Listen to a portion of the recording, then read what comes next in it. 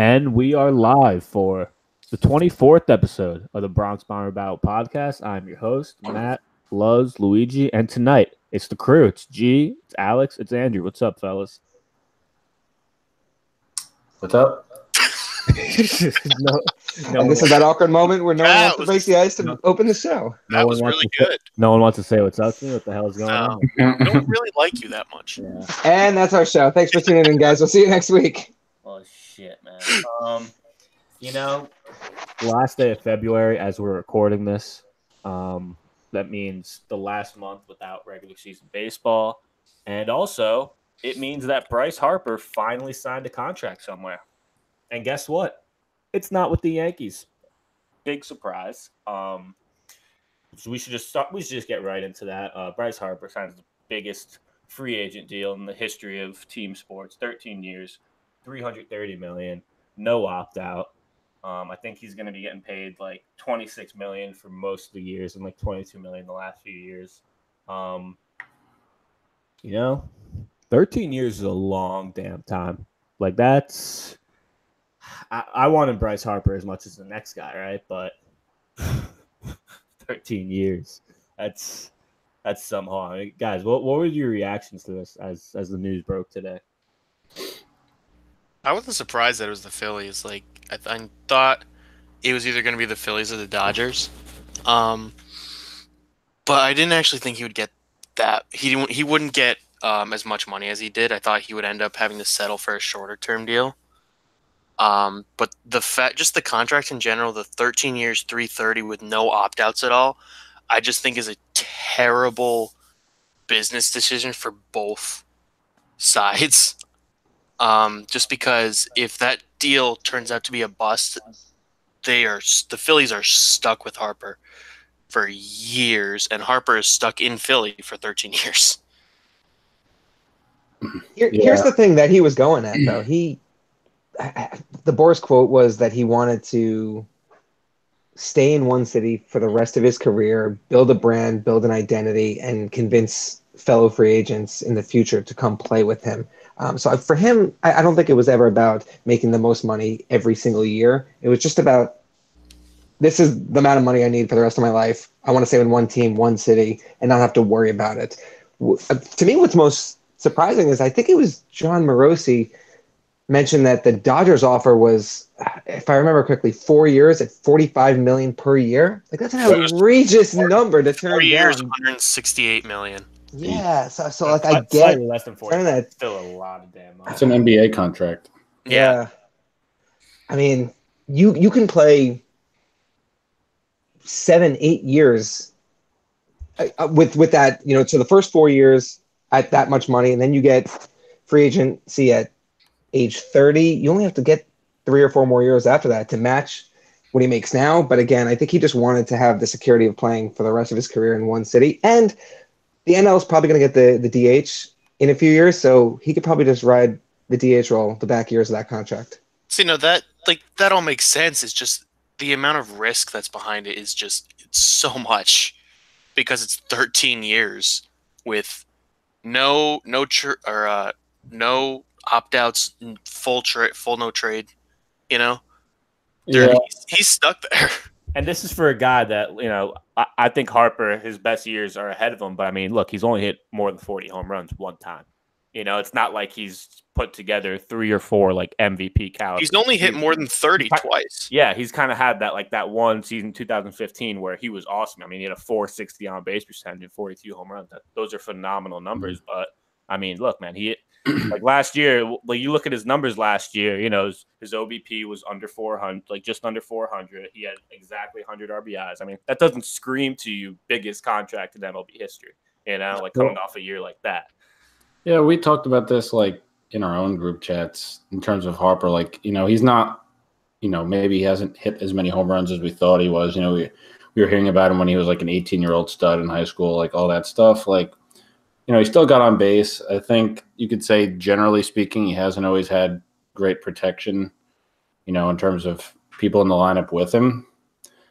But, I mean, if there was, like, other than Yankee Stadium, a ballpark that would be favorable for him to play in, it's definitely Philadelphia. And I think the thing that was probably most surprising to me, or maybe just for all of us, was the 13 years but no opt-outs. Like, because it's off season's gone on for whatever it is, 4 or 5 months at this point. Like, we're hearing the same few teams over and over again. It's just the fact that every time a contract like this is signed, right, Giancarlo or Machado, there's always an opt-out, and they always have a chance to be like, I'm going to re-up, and and the average annual value is going to be higher. And I guess this is his one contract, right? That's what he wanted, and that's what he got. So Right. Well, that's what I bring it all back to what Boris said about him. I don't think he's thinking about maximizing his earning potential in the way that those other guys are. To him, it was just, I want to get a contract that will literally lock me up in one city with one team in one ballpark that I hit really well in for the rest of my career, and I don't want to have to worry about it. So I get it. See, but like even still, wouldn't you want to have some type of security where, if say it doesn't work out, he doesn't like playing in Philly, wouldn't you want to opt out just in case? So I mean, he's a marquee player, one of the faces of the entire league. I If know, he wants to I'm just force saying- his hand to get out, he can get out. I'm saying for him personally, Well, because with the full no trade, he can kind of, if the Phillies do decide to trade him, he can control where he goes. But it's weird to me that there was, I get the whole he wants to stay in one city and build, like his own type of thing. But just in the case that he wants some type of security. well, I think that's why it took so long. I mean, Philly's ownership met with him twice in Vegas, and he really took his time. I don't think, in hindsight, the amount of time it took him to sign, I don't think was about him just, spitting on offers, not getting enough money. I think he really wanted to, meticulously make this decision based on where he was most comfortable with and have the full peace of mind with his decision now, and knowing that he won't, need to opt out or change his mind down the road. I think, one of the national writers, I can't remember who it was, but it was tweeted something to the effect of like, you never think you're going to break up on your wedding day. So like, I think, he's all in for it now, and he's, he likes the idea of one city and, planting his flag and building a brand and all that sort of stuff. Like, but I mean, you saw with Giancarlo, like he had an opt-out after 6 years, so it's a little different. The circumstances were different because the Marlins, were tearing it all down. But like, it was a similar size contract, so there's precedent for a contract like that being moved. And if the circumstances come to that, he's a really good player, and if they need to, then they'll move it. Yeah. I could not believe the 13-year contract. I mean, I just wanted to kind of talk about this for a little. I don't think like the NBA, even though their contracts, some of these NBA contracts seem like ridiculous. Guys are getting paid almost $40 million a year in some cases. At least there's no like 10, 12, 13-year contract. That shouldn't be a thing. Like, I don't know. There should be a cap on the amount of years a contract should be. Because, I mean, a 13-year deal, it's just most guys, even the marquee players, most won't even have 13-year careers a lot of the time. So, I mean, you're giving a guy a 13-year deal. If look, Harper could be bad in 3-4 years, then you're stuck with a guy for a decade. It's a boggling commitment. I mean, it really has almost changed my view a little bit. I still would have loved to have Harper on the Yankees. I'd be lying if I said I didn't. But I mean, 13 years is a long damn time, even for a guy who was Harper 26. I mean, baseball free agency is just confusing to me at this point. Like, very. Two 25-year-old, 26-year-old, like, if you were ever going to give a decade or whatever type of contract to a guy, like, this would basically be it. Like, I don't understand why they had to wait until February, right before and right after spring training starts. Like, they got the contract. This is the contract that they both wanted. They both got it. And why did we have to wait until the offseason was over to make it happen? I just don't get it. Because it was part of the negotiation process. I mean, I think that can't be understated. It's not like teams, there's the whole talk of collusion in the league, and I don't buy into it. For me personally, I honestly think it was more on the players than the teams. I think teams were more aggressive than we're led to believe. You hear stories about guys like, who was it? Who's that pitcher who was on the Twins and the Pirates all those years? Left-hander. Liriano. Yeah, Francisco Liriano. He had a story where he had no offers for like 4 months, and then like 5 teams offered him a minor league contract within like a week, which I know that seems weird. But I honestly think with these two players, the biggest marquee free agents we've had in this league since Alex Rodriguez, I have to believe that the delay was on their end between the player and the agent more than it was the teams not forking up the money. Well, to go with what you said, Andrew, I think it's more along the lines of the teams don't want to give out long deals. They don't want to give out a 10-year contract because of the commitment. So a lot of teams are probably going 4 years, like the Dodgers offer 4 years, 168 million, something along those lines. And Machado and Harper didn't want the short-term deals. They wanted the 10-year contracts. And you can't blame them, because look, you don't know in 4 years. Hey, what if you have an off year that 4th year, and then your next contract just isn't going to be that big? Just locking up that, like Harper is literally going to be getting paid. I think it's $30 million, including the signing bonus, is $30 million in 2019, and then from 2020 to like 2028, he's getting $26 million every year. So I mean, he just knows that no matter what, he's just going to be at that $26 million mark of a very healthy amount.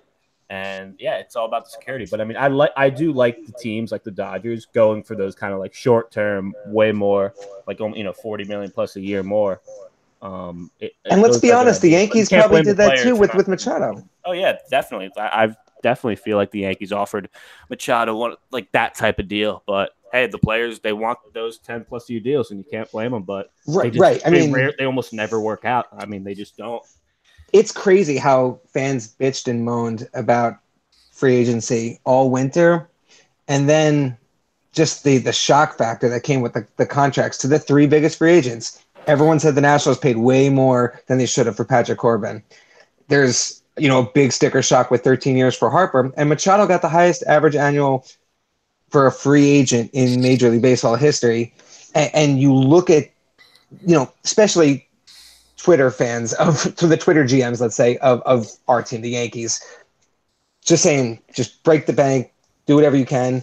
But you realize after these contracts are actually signed, like, oh shit, I don't want to come anywhere near that. And we're still living, we're dealing with the pain of the mistake with the Ellsbury contract. Like, I don't understand how there's such a disconnect between fans, like, not understanding what this organization is trying to build. The 3 main guys that come to my mind are A-Rod, Pujols, and Cabrera, right? Three of the best hitters of their generation. Like, all those guys, like, I mean, Cabrera, how many years does Cabrera have left on that contract? It's still like 5 or 6. Cabrera signed until 2025, and he's making $30 million. Yeah, like he's, that guy's on like running on fumes. And if you want to look at pitchers, Felix Hernandez as well. Yeah, I mean, A-Rod was running on, A-Rod was not good in the last few years. Pujols, we see like what he's doing. It's just these deals, they just almost never work out. And I get that Machado and Harper, I'm almost positive were much younger than, all 3 of those guys when they signed their deals. But I mean, not by much. Honestly, the last one that I can remember, well, not maybe the last one, but the last one that I remember was Derek Jeter. And it wasn't like a $300 million deal, but he signed a 10-year deal at age 25. It was $189 million, and he was really good basically every single year in that contract. And then he was all right. You had like the 3-year. But that wasn't even free agency. That was just an extension. Well, yeah, but he still signed a 10-year deal at the right. Age, so, but those deals tend to work way more. Right. I mean, you look at the contract that the Angels gave Mike Trout. He should have been a free agent, I believe, this same year, right? Had he not extended all those years back, and he won't be a free agent for 2 more years. I mean, that deal has played out, and I don't see him falling off the table the next 2 years. What was it, like 6 years, 150, something like that? Yeah, I mean, they did. I mean, I guess maybe the good example would be Nolan Arenado, who was going to make like $30 million or close to that in arbitration, right? Trout would have been that like 3 or 4 years ago. Right, and Arenado is basically a free agency type deal, just 1 year ahead of free agency. But I think this is changing, the way contracts are happening and the way teams are building their roster. Look how many players got extensions in the last 2 weeks. And I know this is a perfect segue to our next segment, but like this is what you got to do. You get a guy who you still have control of. You don't have to fight the market, and you give him a lot of money with the security of, hey, this is a life-changing amount of money, and we're going to give you many years to stay with us, and you don't have to worry about battling all the bullshit that players had to go through this winter. Yep, absolutely. And just like Andrew said, we're going to segue into our next topic, which is Aaron Hicks getting extended 7 years, 70 million. Honestly, I'm just going to say it right away. This is a great deal, I think, on both sides, because like Andrew just said, I mean, a lot of guys are uncertain about their free agency future. They're seeing how long it's taken for some of the top guys to get paid, that maybe a guy like Hicks said, you know what, let me just lock in 10 million over the next 7 years. What do you guys think about Hicksy re-upping with the Yanks? I was a little surprised only by the number of years, but I mean, I wasn't surprised that it happened only because there were some rumblings and rumors. But like, it's pretty clear that he wanted it, and I think it's a really good on them. You know, it's 7 and I think 8 possibly with an option.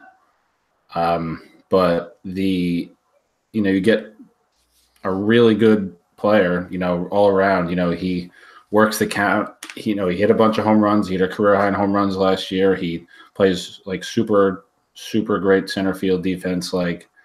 And you get him until he's, what is it? I think just before he turns 36. Yeah, I think Hicks is 20. I think sounds about right. Just in terms of him, it's he's a good player. He's gotten better since he came to the Yankees, but it's probably not clear how much better he's going to get. So, you might as well just lock in and get money, right? Hicks is 29 for clarification, but yeah, it's just turned 29 in October. Yeah, I think the whole thing is like the I'm with G. Like the length of it really surprised me. I didn't think that they would extend him for that long. I thought it'd be like a 3 or 4 year extension. But the fact that they managed to get him at 10 million per year is fantastic, because Hicks, like Boone said, is really, really underrated. Where he's pretty close to being essentially a 5-tool player, because he's fantastic defensively. He's got power. He can run. His average was like, I don't know, it was like about 250 this year, which isn't, it isn't great, but his on base percentage was pretty close to, I don't know, like 370 or 380, so he makes up for that. Yeah, for me, the fact that they kept the average annual value at the 10 million makes the 7 years super, super palatable. I mean, we have no idea what inflation is going to look like 3-4 years down the road, let alone 5 or 6 or 7.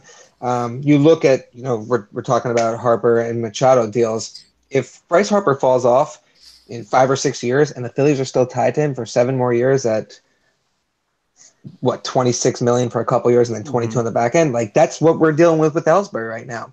For the Yankees, by the way, Hicks has no trade protections. They can trade him at any time. If Hicks falls off in 3 or 4 years and we're stuck with that deal for 3 more years at 10 million a pop, like that's just you just throw him on the bench. That's a serviceable contract still.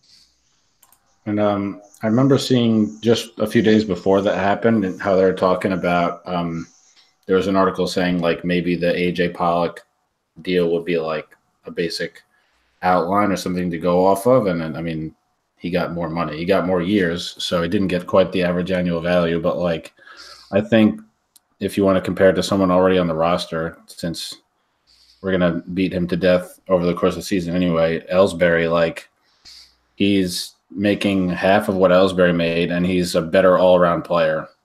So, quick question: does Jacoby Ellsbury step on the field for the Yankees this year? I'm going to say yes, but I think I said this a while ago. I'm going to say he does play this year, but I'm going to predict he's not on the roster by the end of the year. I'm going to agree with that. I'm just going to say no. Really? I haven't seen Jacoby Ellsbury in like 2 years. Like none of us have. Not even. I'm saying like not even on the field. Like not in the dugout. Like I haven't seen him in spring training. Like he's just. I mean, I can't. He may not be alive. Who knows? Can't put it at 0. So put the over under at what, 1? Like You got to put it at 0.5. 0.5, right? I mean, he's like nothing now, right? I mean, they have like they're moving on. He's something. He's a big ass contract on the Yankees books that they're still paying. Right. They just every now and then, every couple of weeks, his contract, his check cashes, and they're like, "Dude, just make something else up, so I don't have to bring you back." Like, And here's the thing with him though, is if they can somehow get through this year, I mean, best case scenario, and again, it's not going to happen, but we have to just say it. Best case scenario, he gets healthy and he contributes to the team this year. Obviously, that benefits all parties. Let's assume he's never going to be a competent player again, or even be able to play again. If they can get through the year and recoup some of the money, if not most of the money, via insurance, I think cutting him with 1 year left, so it would be 21 million and change plus the 5 million buyout on the net. I think they can eat 26 million as opposed to right now they'd have to eat 47 million. That's a lot. That's more money than the Blue Jays are eating for Tulowitzki if they were to cut him today. How much did they eat when they cut A-Rod? It was about 20 1 million. year. Yeah, the way his contract was structured is that the last year or two, it severely dropped off. At the peak, I think that deal had like 3 or 4 years that he was making 33 million. Yeah. And then so the year that they bought out the end wasn't as much. For average annual value, luxury tax purposes, it was still 27.5. But yeah. Well, for A-Rod, didn't they they made him shut it down like in the middle of the year? They made him quote unquote retire, and then they just paid him to do, scouting and miscellaneous things with the organization through the end of the contract. Right, and that's why he was in spring training last year. He was also still under contract for 2017 too. Yeah, I mean, Ellsbury, in terms of maybe best case scenarios, right? Like he gets healthy and then maybe, I don't know, some sucker takes him off this at the trade deadline. Like that's probably the soonest you could possibly move him if he were to be moved, right? Like, imagine going into the trade deadline thinking you're going to get someone to help your team and you get and you come up with Jacoby Ellsbury. You're looking for it's like, all right, Cash, we're looking for a game changer, a really solid out for. How's no one's going to eat the deal. The Yankees would have to foot at least 10 million of that per year. They honestly would have to eat like the majority of the deal and not have to get anything. Unless he surprises us and comes back in May and he's healthy and he's a competent player. Someone called the Pirates. They've done contracts like that in the Pirates before. Yeah, but they also tacked on a good prospect. Yeah. Jacoby Ellsbury. Screw him. Anyway, Aaron Hicks.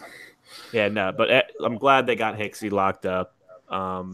Would you guys say Hicks is a top? Like, where is he in terms of like best center fielders in the league? He's top 5, right? He's definitely top 5. Yeah, I mean, it's just pretty. It's almost weird when you think about it, but then when you look at the numbers, it's almost obvious that he's definitely top 5. I think by WAR he was 3rd in all of baseball last year, behind only Trout and Lorenzo Cain. Yeah, he was. And something, I think it was over like the last year and a half or 2 years, or it might have even just been last year if I saw the stat. But I think he was ranked 12th overall among all outfielders in WAR, which is a crazy number when you consider how many good right fielders there are in the league, like Mookie Betts and Aaron Judge. The only thing that's like maybe a slight concern with Hicks is the fact that he's only played over 100 games in a season twice. He's had some injury issues. He always seems like he never gets like a major injury, but he'll always get a lot of minor injuries, get nicked up. But I mean, I'm okay with that though. We have too many outfielders as it is. If they have to, they have the depth where that if Hicks gets injured, they can still work with it. Right, and that's the same thing with like Tulowitzki. Like if he falls off because of injury, they have extra bench players at those positions to cover. We don't have to deal with a Shane Robinson situation again this year. I think the Shane Robinson situation is what forced Cashman to get as much depth as he did, because he saw the Yankees were running Shane Robinson out there and he was hitting 150, and there really wasn't. He looked like he should be in Williamsport. That's what there wasn't much they could do about it because they didn't. Right, because they traded away so many guys. They had traded away Dustin Fowler the year before to get Sonny Gray. They had just traded away Billy McKinney to get J.D. Happ. They didn't have any other outfielders on the roster because Clint was hurt. Yeah. That's why they ended up getting McCutchen, because they just couldn't deal with Shane Robinson anymore. Right. McCutchen, also a guy who's on the Phillies this year, along with D-Rob. You just triggered so many people on Twitter by mentioning D-Rob. Oh man. Oh man. Let's talk about some spring training baseball, huh, boys? Yankees have played 5 games so far. I think the biggest storyline of spring has got to be the Voit versus Bird first base race, right? I mean, Boone came out and said pretty much that one of them is most likely going to start the year in AAA. Whether it be Voit and Bird, and I mean, you got to consider Voit to be the front runner at this point. I don't think there's any arguing that, but Boone commenting that Bird is the better defender, has the lead defense. What do you guys think of this Bird versus Voit race? Both guys have been hitting very well so far this spring, but I mean, Greg Bird is like a spring training Hall of Famer, so I don't know. So the whole defense thing, I don't buy into that at all because I looked it up and like judging by I think it was defensive runs saved, Bird and Voit are both in negatives. Voigt's just a little bit lower than Bird is, so they're both not great. Voigt's just a little bit worse than Bird, so either way, it doesn't really matter that much. Mm-hmm. So I think if you look into that, Voit definitely would have the upper hand. And I think he should be the one to get the job as long as he doesn't flame out and go 0 for 20 the rest of the spring. But I also wouldn't be 100% surprised if Bird got the job just because for some reason the Yankees organization has so much faith in him, even though the past 2 years he really, during the regular season at least, he really has done nothing. I mean, dude, so does like Twitter though. So do people in our blog. I keep seeing people say like, "Oh, Greg Bird." Like people just forgetting about Greg Bird. Like, how could we just count him out? I'm like, look, he hit like 190 last year. Like, he had a negative WAR. He was awful. He was almost unplay. He was pretty much unplayable. Even if you look past the stats, like just watching him play, he looked overmatched every single game. Yeah, I was about to say it's like a lot of times you look in the box score. And it's not the box score looks a lot worse than the play on the field. Like you'll see improvements on the field, like at the plate that you really can't see in the box or the stat sheet. But yeah, with Bird last year, it was. I mean, it looked like the guy couldn't even hit a fastball above like 96. It was just so bad. There was one game when the Yankees were in Miami. And I remember some Marlins pitcher was throwing like 90, 91 mile an hour fastballs, and Bird was swinging through them. Yeah. And they were not difficult. They were not like deceiving fastballs. They were just right down the middle, and Bird was swinging right through them. And if you're a major league player, you can't miss a 90 mile an hour fastball right down the middle. For Bird, I think Voit probably has the inside track just because he was so awesome when he came up last year and he provided a huge boost of energy but I think Bird is like one of those weird players that everyone is always just going to be like, oh, don't forget about this guy, right? Like even though it's been literally since 2017 since he was like an everyday useful player, with all the injuries and whatnot, but I think the Yankees maybe low-key want him to be a viable option because they don't have much lefty power. So if he came into spring training, I think most of us agreed he looked a little bit bigger. He looks a little bit stronger. I think they just would love for him to be that option finally. And it's really hard to correct stuff like that when you're having a bad season. It's really hard to turn your bad season around. But if he finally had an off season where he wasn't worried about rehabbing or, whatever, being Fortnite. Yeah, exactly. Going fishing and hanging out with his hairless cat. Yeah, that cat's weird as hell, man. Greg Bird's weird as hell. Yeah, I think the Yankees would love for him to be that option finally. So I think maybe that gives him. I'm with Alex. I'm not going to put much stock in the defense because it's kind of like a wash. Because neither of them are exactly like a Mark Teixeira, Gold Glover. But I think him being a lefty gives him somewhat of a boost in the race, even if Voigt's still the front runner. Yeah, that's a good point, G. We do. The Yankees do need lefties. Go on, Andrew. Matt, you touched on exactly kind of what I was going to say. The Yankees are best off if Bird is the everyday first baseman. They need another lefty bat to balance out the lineup.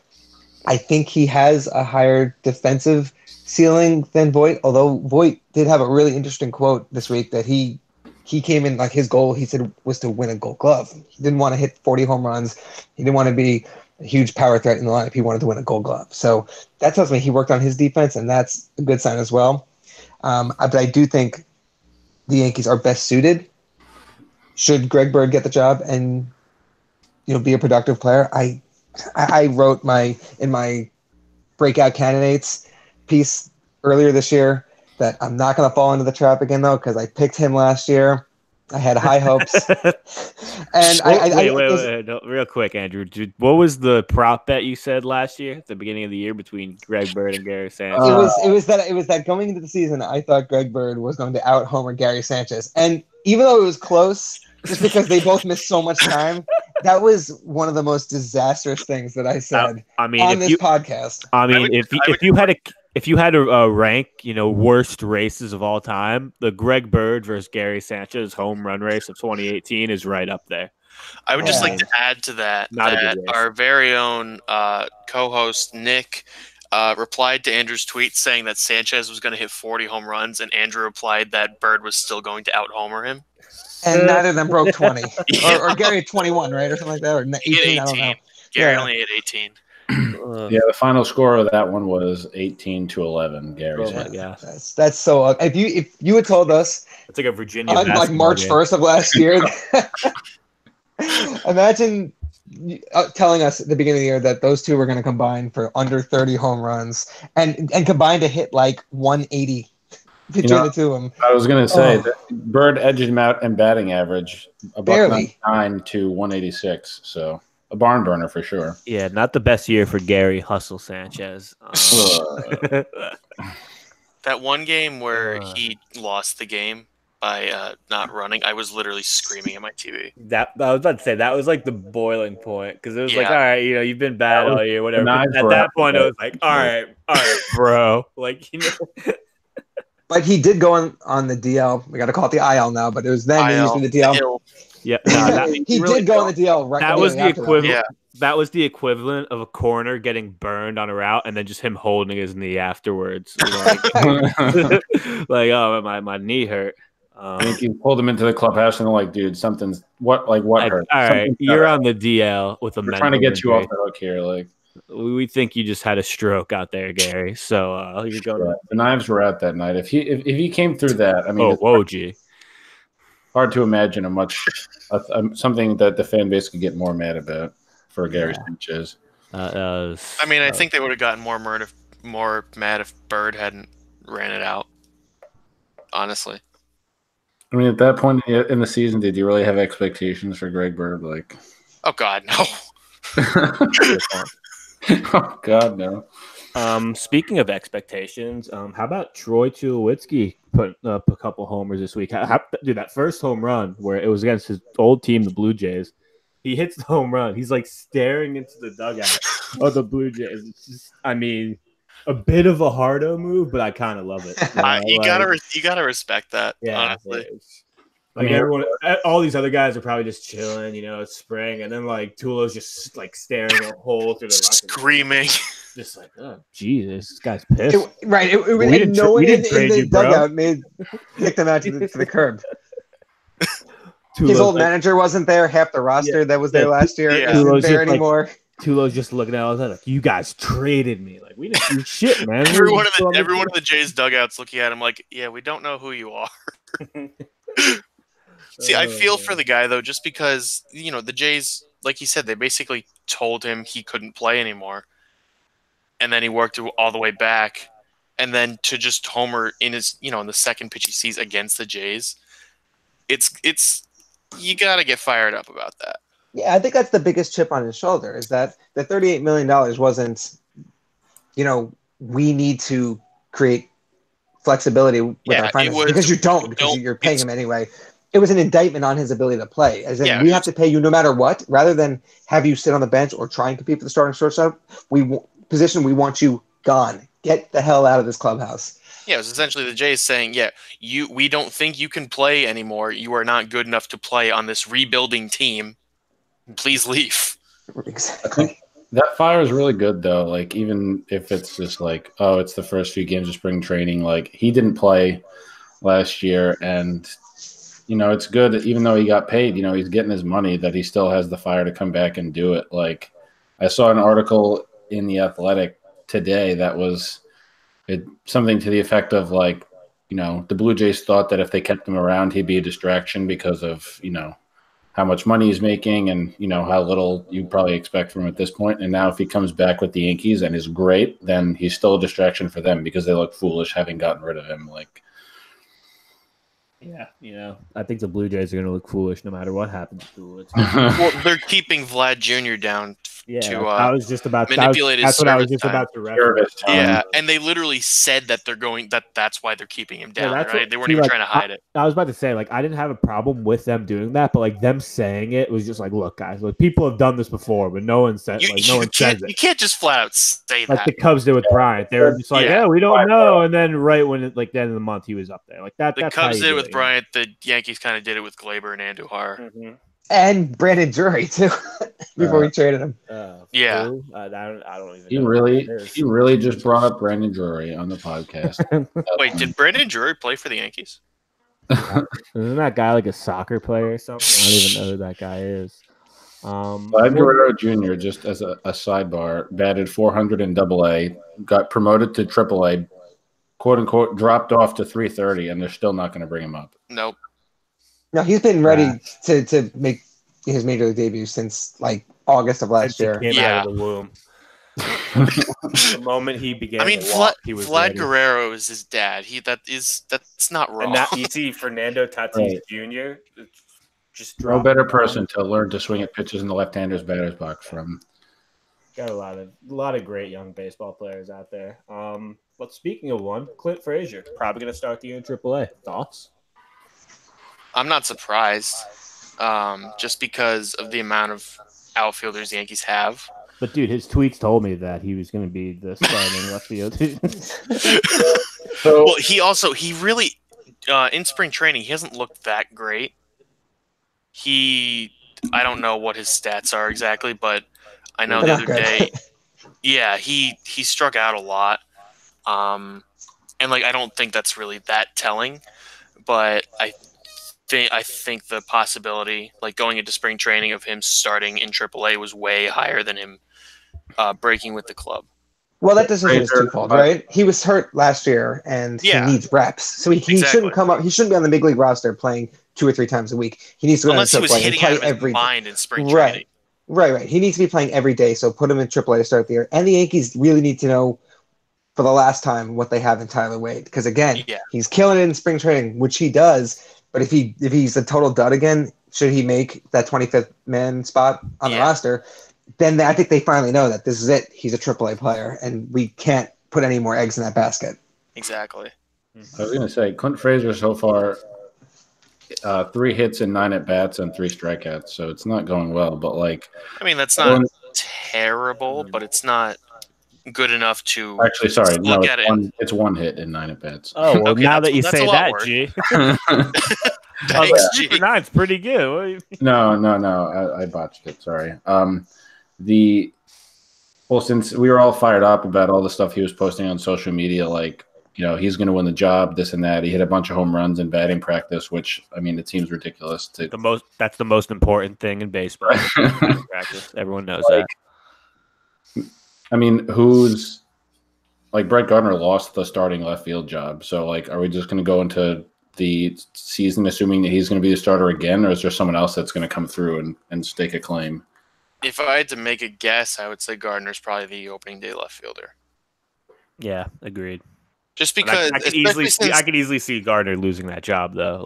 I could easily see him losing the job, but I think to start the season, especially since the Yankees are facing the Orioles on opening day, and I don't think the Orioles have any left-handed starters. They might not have any starters. That is very true. Well, they have Alex Cobb, who had a 6 ERA last year. And is making $15 million to do it. Yeah, exactly. Hate to see it. I think that and Gardner will probably be the opening day left fielder. I would not be surprised if at some point soon, like May, they call Clint up to see what they have in him, especially if someone like Wade proves once again that he's a AAA player and hits 150 in the first month of the season. Or, I mean, I have to say it, just because Uh-oh. Ellsbury will be back in camp. He won't start the season on the roster, but he will be competing. Yeah, And he will at least yeah, be starting to yeah. work out Boot in like camp. 2 weeks. Yeah, boot camp. The guy ain't So going there's an anywhere. outside chance that but you can't count on him really. Like, Of Clint course. kept having those, concussion issues. Like at some point, you just write him off, being like, whatever, he'll be healthy when he's healthy. Like Ellsbury, especially, you can't really be like, oh, he's showing up to camp this day, and then we're all good. Like, so no, but I think those are the only immediate threats to Gardner's position. Is what we're saying is that yeah. Gardner's probably going to have a stranglehold on left field just because He's the gonna depth behind him. he's gonna have the left field job by default, essentially. Yeah. So I mean, unless there's someone else in AAA, I don't remember the roster offhand. But like, if Clint goes down and like, is ripping the ball early in the season, like come May, then I think he's got a good shot to get a chance. But like you guys said, there's really no one else. So For all I mean, we know, what? There's for all we Ryan know, McBroom. could start.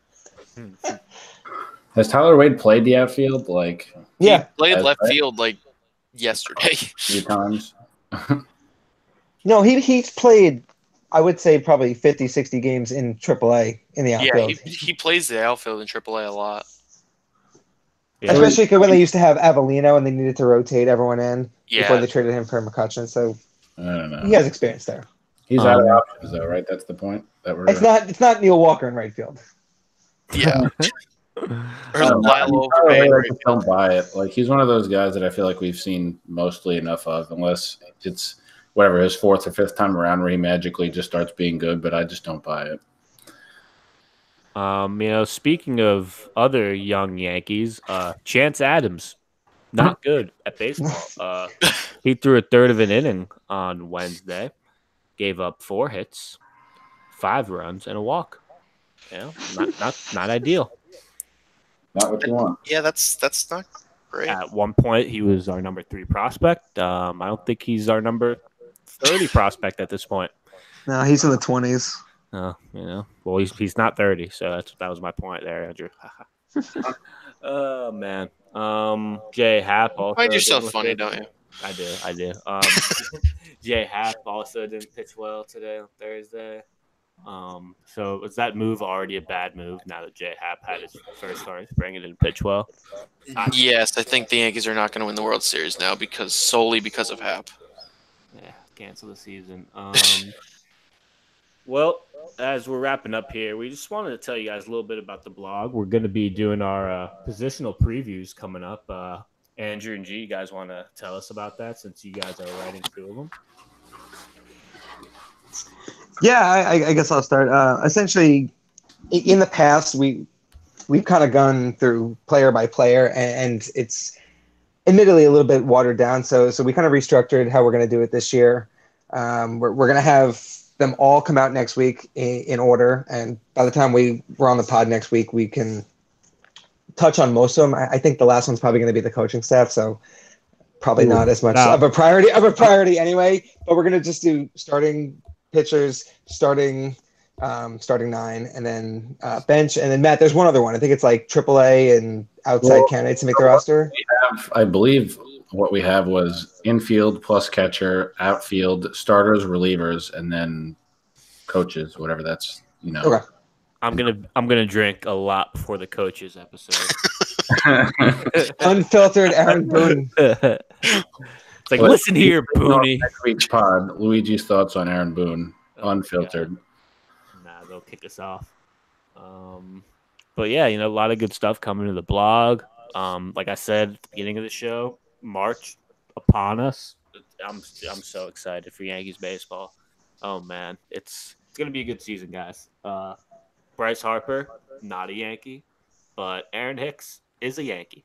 I think really a long time. At the end of the day, locking guys up like Hicks. Hopefully they lock up Dellin. They give Dellin a nice little contract in the next week or so. Shamelessly plug Alex's piece because DD contract extension might be coming down the line. Mm-hmm. Yeah, Alex wrote it. It just went up this week. Yeah, Alex, you want to talk about that? Yeah. So I wrote basically a prediction. Like if the Yankees do extend Didi, I predicted they would extend him for 5 years, $75 million, judging off of 2 other extensions, which were Brandon Crawford and Gene Segura. Oh God. No, those are good comps. The No, Giants they're really extended Crawford into after the 2015 season for 6 years, $75 million, and his stats that season were actually very close to what Didi did He was coming off a Gold Glove, though, last right? year. Yeah. Yeah, he's a great Yeah, defender. his defense was much better that year than Didi's was, and his Mhm. offense was about the same. Didi's a better hitter than Brandon Crawford is. Yes, he is. Crawford And was actually that was the year the Giants lost to the Mets in the wild card game, right? So it was right Yeah. after that. Yeah, He that may was have right. actually been one of their better hitters down the stretch. Yeah, he was up there. And then Segura got extended by the Mariners about 2 months into the season after they acquired him for 2017 for 5 years, $70 million. And he was pretty close to his offenses was pretty close to what Didi has. Didn't have as much power the season before with the Diamondbacks, but his defense was it was a little worse than Didi's, so I used those and just basically predicted 575 for Didi. Yeah, and obviously the Didi situation's a bit complicated with his injury, but Yeah. And they actually just came out. I think it was Cashman said like their optimistic timetable was June, and that they didn't think he was going to meet that timetable. So yeah. Do you hear that? No, I also Alex, saw go a ahead. report. I also saw a report saying that in the negotiations for Didi's extension, they weren't really using his injury against him. They weren't really factoring that in as much. it's good. No, what's funny though is they said he's probably going to be back June or July, and Didi said, "No, I'll be back in April," and they're like, "No, you won't." He was that confident in himself. He's like, "Yeah, I'll be back by the second week of the season." Guys, Didi is just so great. Like, come on, man. Yeah, no, but They need to re-sign him. yeah, locking guys up like Didi, like Hicks, like Dellin, those are important. Didi and Hicks especially are just so much fun to the team. Mm-hmm.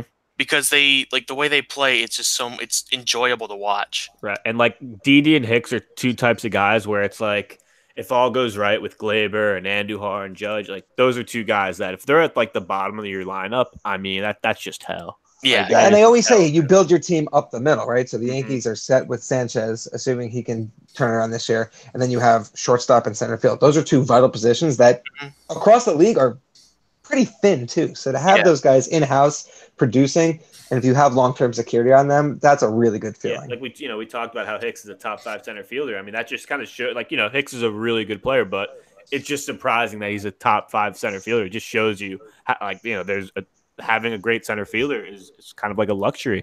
Most if Hicks hit free agency next year, he was going to be the best available center fielder on the market. Yeah. Mm-hmm. As of right now, it's Juan Lagares. That's the drop off. It was Aaron Hicks last year, and now, assuming no other buyouts or whatnot, Juan Lagares is the top available center fielder last year. So the Yankees really had no choice but to bring him back. Juan Lagares about to get 12 years, $280 million. Yep. And while we're on contract extensions, I remember seeing a thing, mostly just an idea, really. Someone floated about Dellin, since he's going to be a free agent. Why not, something like the Ottavino contract for Dellin? Yeah, that was me. That was it. Yeah. Nice job. Oh man, so that's our show. We'll probably try to be back maybe next Monday, but we'll definitely record again next Thursday. Yeah, it's spring. It's the Yankees. It's the Bronx Bomber Ballot Pod. It's Luigi, and we out.